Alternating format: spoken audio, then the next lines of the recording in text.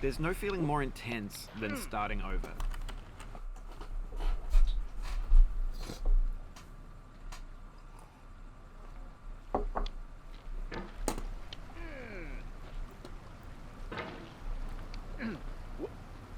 There's no feeling more intense than starting over. If you deleted your homework the day before it was due, as I have, or if you left your wallet at home and you have to go back after spending an hour in the commute. If you won some money at the casino and then put all your winnings on red but it came up black.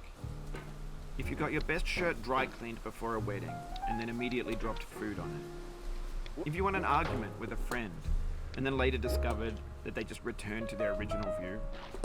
Starting over is harder than starting up.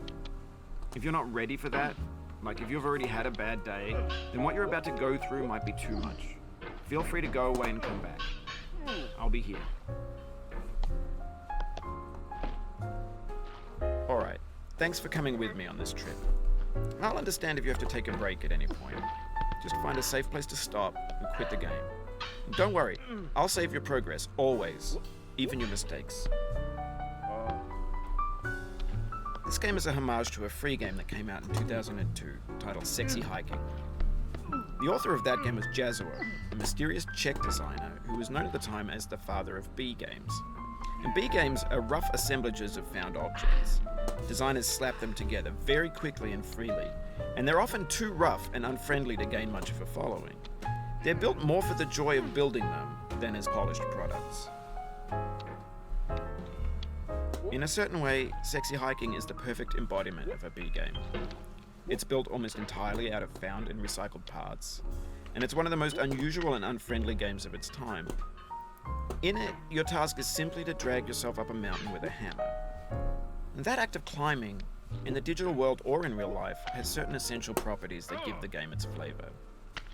No amount of forward progress is guaranteed. Some cliffs are too sheer or too slippery, and the player is constantly, unremittingly in danger of falling and losing everything. Anyway, when you start Sexy Hiking, you're standing next to this dead tree that blocks the way to the entire rest of the game.